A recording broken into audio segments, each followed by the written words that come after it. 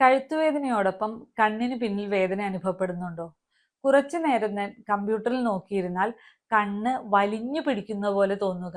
പലർക്കും സംശയം തോന്നാം, ഇത് കണ്ണിന്റെ പ്രശ്നമാണോ അതോ കഴുത്തിന്റെ പ്രശ്നമാണോ എന്ന്. പറഞ്ഞു തരാം.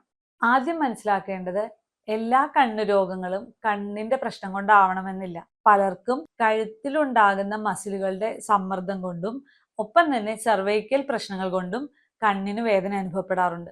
പ്രത്യേകിച്ച് മണിക്കൂറുകളോളം കമ്പ്യൂട്ടറോ ലാപ്ടോപ്പോ ടിവിയോ ഒക്കെ നോക്കിയിരിക്കുമ്പോൾ കഴുത്തിലെ പേശികൾക്ക് അത് വളരെയധികം സമ്മർദ്ദം ഉണ്ടാക്കാറുണ്ട്. ഇതിന്റെ ഫലമായി കഴുത്തിന്റെ വേദന തലയുടെ പിൻഭാഗത്തേക്കും നെറ്റിയിലേക്കും ഈവൻ കണ്ണിലേക്ക് വരെ ബാധിക്കാറുണ്ട്.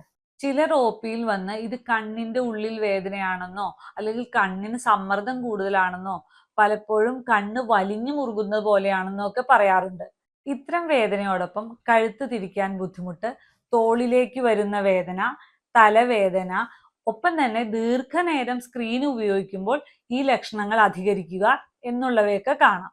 ഒരു കാര്യം ശ്രദ്ധിക്കണം, കണ്ണ് മങ്ങുക, പെട്ടെന്ന് കാഴ്ചക്കുറവ് ഉണ്ടാവുക, കണ്ണ് ചുമക്കുക, വെളിച്ചമുള്ള സ്ഥലത്തേക്ക് നോക്കുമ്പോൾ കണ്ണിന് ബുദ്ധിമുട്ട് അനുഭവപ്പെടുക, ഇത്തരം ലക്ഷണങ്ങൾ ഉണ്ടെങ്കിൽ സർവൈക്കൽ പ്രശ്നമാണെന്ന് കരുതി അവഗണിക്കരുത്. അത്തരം സാഹചര്യത്തിൽ കണ്ണു പരിശോധനയും ആവശ്യമാണ്. ഞാൻ ഇത്തരം രോഗികളിൽ കണ്ണുവേദന മാത്രം പരിശോധിച്ചിട്ടല്ല രോഗനിർണയം നടത്താറുള്ളത്.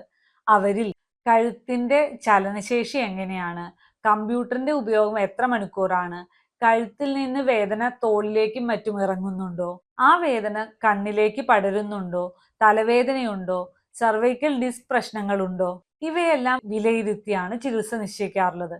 കാരണം പലരിലും കണ്ണിനാവണമെന്നില്ല പ്രശ്നം, അവർക്ക് കഴുത്തിലാകാം. യഥാർത്ഥ കാരണം കണ്ടെത്തി ചികിത്സിച്ചു കഴിഞ്ഞാൽ കണ്ണുവേദനയോടൊപ്പം അവരുടെ കഴുത്തുവേദനയും നല്ല രീതിയിൽ സുഖപ്പെടുത്താൻ സാധിക്കുന്നതാണ്.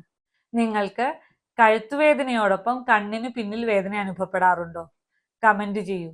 അടുത്ത വീഡിയോയിൽ കഴുത്തിന്റെ പ്രശ്നങ്ങൾ കൊണ്ട് എങ്ങനെയാണ് തലവേദന ഉണ്ടാകുന്നതെന്നും അത് കുറച്ചു കൊണ്ടുവരാൻ എന്തൊക്കെ ചെയ്യണമെന്നും വിശദമായി പറഞ്ഞു തരാം. ആ വീഡിയോ മിസ് ചെയ്യാതിരിക്കാൻ ഇപ്പോൾ തന്നെ ഈ അക്കൗണ്ട് ഫോളോ ചെയ്യൂ.